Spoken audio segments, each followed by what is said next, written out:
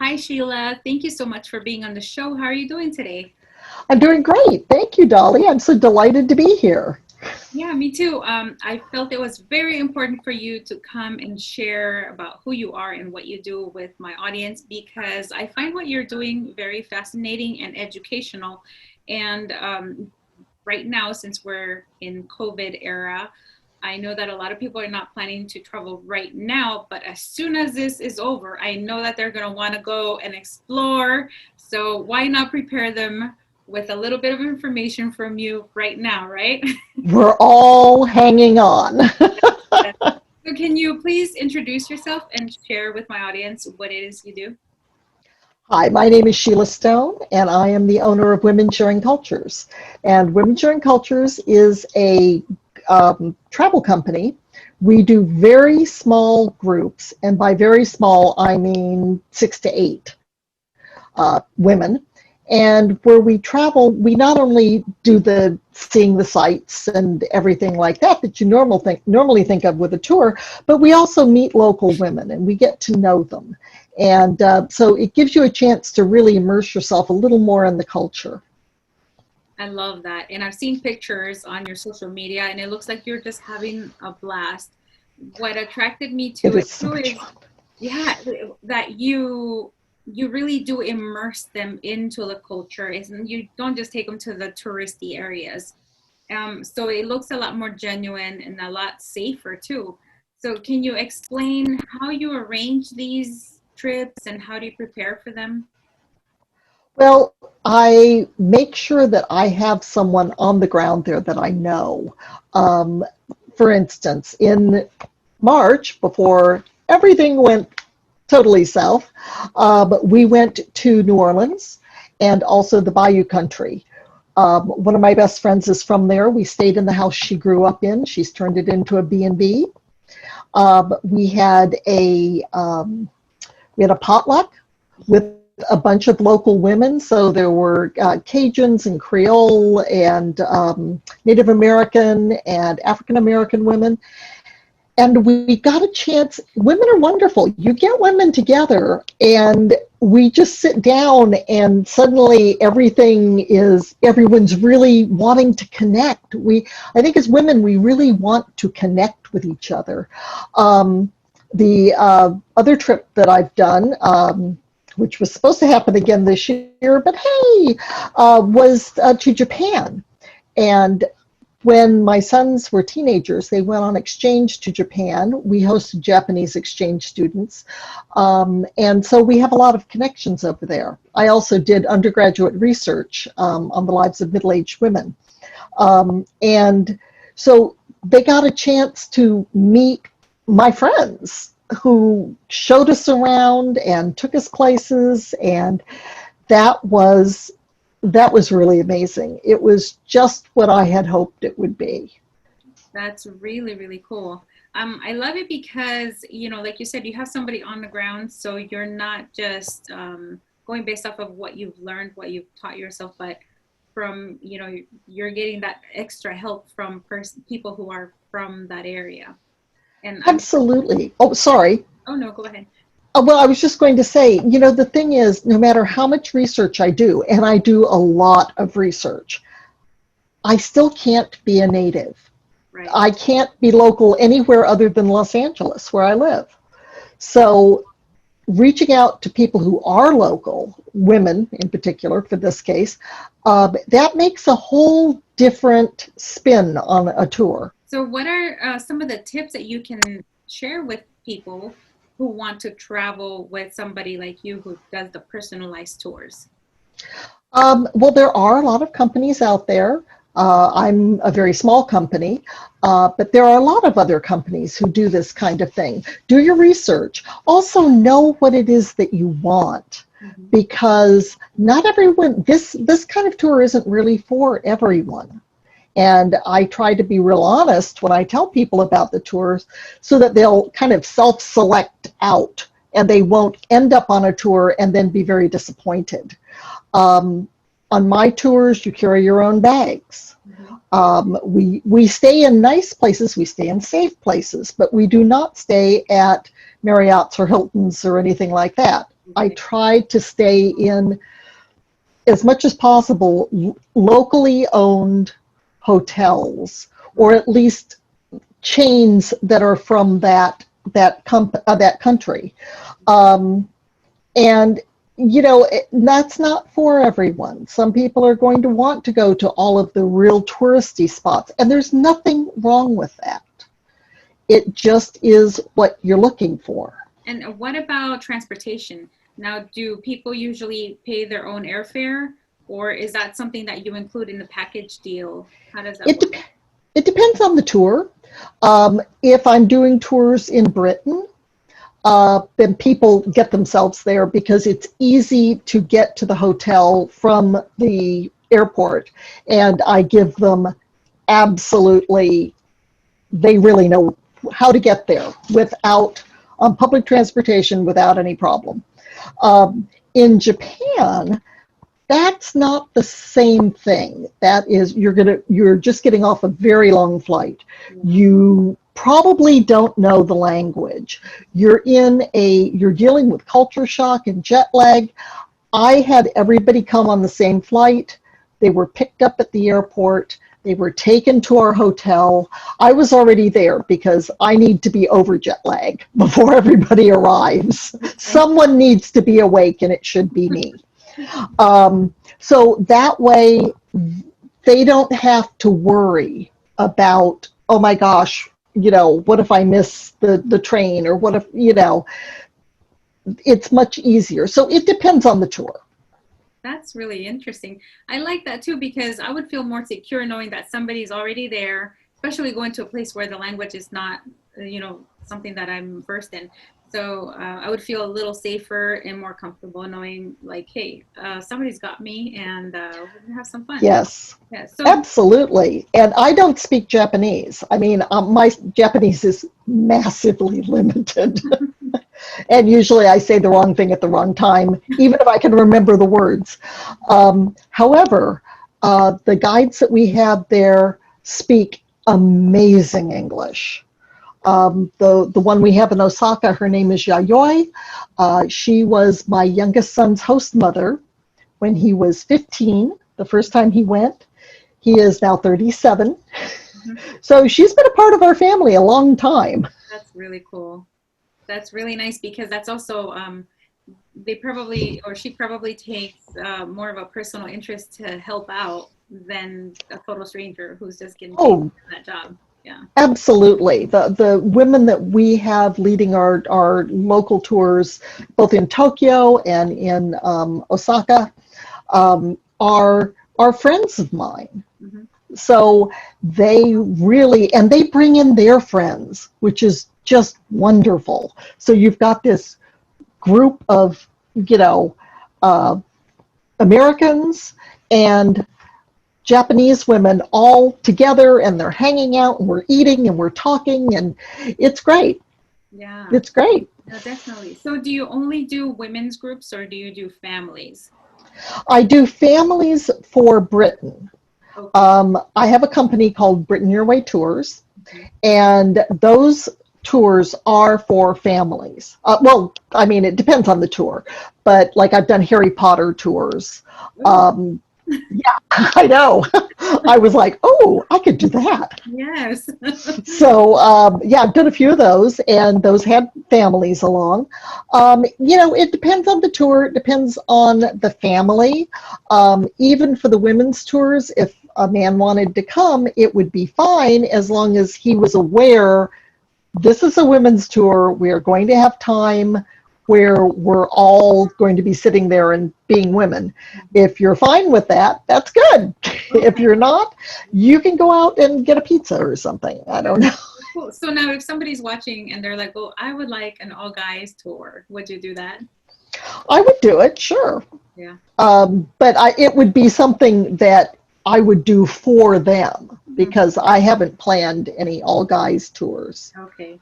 And what's the difference between somebody booking a tour with you aside from, that you go to the local areas with local people and small chains of hotels. What about the price difference? Is it significantly different than your average traditional trip that usually people pick?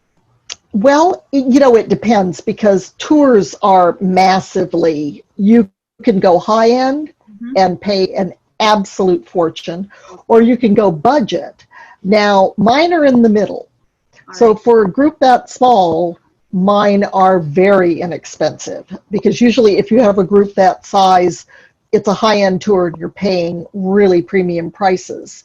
I don't have a lot of overhead Mm-hmm. because my company is very small, so I can keep the prices lower. Also, I want them to be available to people. I love travel. I want everybody to travel. Yeah. So I also I do a budget tour in Britain, a London and Liverpool tour, Okay. and that's a week long. Oh. So it depends, but mine kind of hit in the middle. Mm-hmm. You can get a really cheap, using Britain as an example. You can get a really cheap tour to Britain. I mean, stunningly cheap. Mm-hmm. You're going to be on a bus with 40 people. Oh. I once looked at one of the itineraries, and in one day, you were going to go to London, Bath, Stonehenge, and York. Wow. Now, I spent a lot of time in Britain, and if you're going to do that on a bus, you're going to wave at Stonehenge as you go by Yeah. because there simply isn't enough time to see them. I like to travel slow. Mm-hmm. Take your I time. want to be able to enjoy, to remember. Yeah, so a lot of it, like I said, it's just what people want, what an individual person, what their dream trip is. Right. So then let's imagine that my husband and my two kids and I want to go to Britain or Japan. Um, Assuming next summer COVID will be gone and we will be able to travel, how soon should I reach out to you? And do you also guide the families or the people traveling with like any paperwork, like knowing when to get your visa, or if you even need a visa for, because I know that not all countries require it and things like that, or any immunization shots for kids, or, how do you help before the I trip? don't usually go to places that are exotic. I Okay. mean, they're exotic to me and I love them, but so visas is nothing you have to worry about. You don't have to worry about shots. Um, of course, I haven't traveled after, the whole COVID thing. Um, so I don't know if there will be things that will be different. Right. But as a rule, when I do a tour, I'm the tour guide. I'm the person that is making sure you get, maybe tour manager is a better, I stay at the hotel with you. I make sure that you get where you need to go. If we've got local tour guides, then of course, I'll go along and you will meet them through me. But you're not just given, a London pass and going, have at it. Unless that's what you want. Because I have done tours for people, private tours, who they wanted me to book everything. They wanted me to give them, my expertise, but I wasn't there. They went, they had all the information they needed, and they did the tour on their own. So it was a more independent tour. So it depends. So what type of travel tips would you give parents who are going to travel with children? Um, Always have something. Now, of course, it depends greatly on the age of the children. Right. Traveling with a 3-year-old is different than traveling with, say, a 15-year-old. Have First off, find out what they want. Mm-hmm. And try to make it interesting to them. Give them background information. Don't just take them somewhere. Let's say Britain as an example. Don't just take them somewhere to, say, Buckingham Palace or Trafalgar Square and go, look, isn't that amazing? They're going to go, Yeah.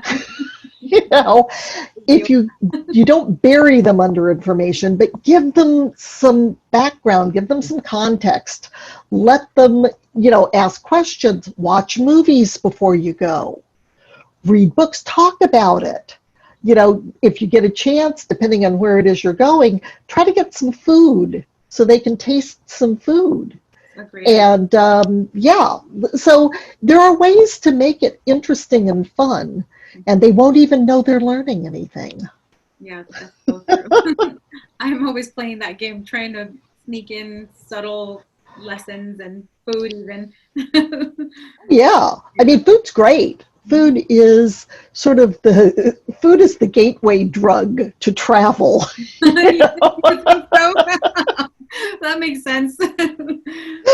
You just go, oh yeah, oh that's real. Oh, I want to go there because, and especially if you go with sweets to start out with, sweets and snacks. Yeah. Yeah. So yeah, that's and like I said, there's so many movies.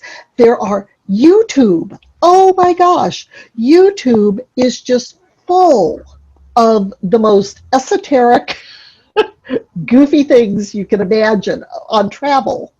There is it's a channel called Geography Now, one of my absolute favorites. It's fun. They have countries I've never heard of.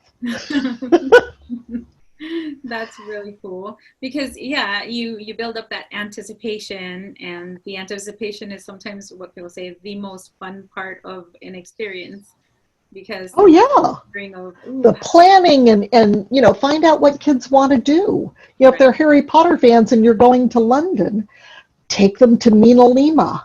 Mina Lima is a design studio. They're the people who did all of the graphic design for all of the Harry Potter and the Fantastic Beasts movies. Wow. It's free. They have you can't go in without someone taking you through, but it doesn't cost anything. And it's magical. I can imagine. My kids would die just going there. Yeah. So do you have any other tips you'd like to share, whether it's for, people traveling with kids or just with adults? Well, the thing about anticipation, like you were saying, and the thing about, reading and doing some research and looking at YouTube videos, that applies to adults as well. Yeah, because you'll find something and you'll go, oh, I didn't know that. Mm-hmm. That's really cool. And that's where we're going. Mm-hmm. I want to go there. And, and find out a little bit about the history. Mm-hmm. I'm in the process of writing a book about London, and I kind of fell down the rabbit hole of listing all of the monarchs since 1066. Oh my gosh. I'm not giving information on every one, but just the ones that actually have something that people might see, like William and Mary, the only co-regents.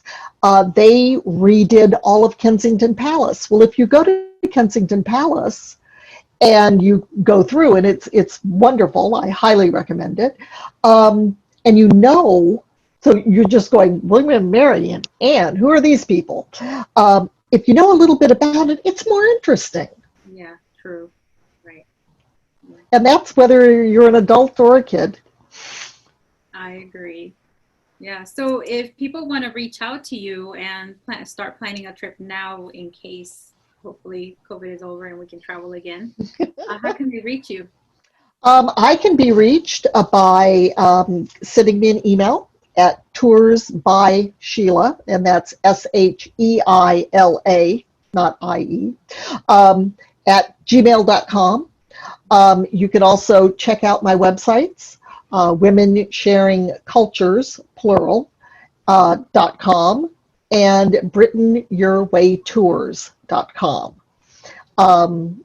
Right now, everything says tours postponed, but hopefully next year we'll be up and running again. And if you're interested in a private tour, or like you want to book something for just you, please send me an email.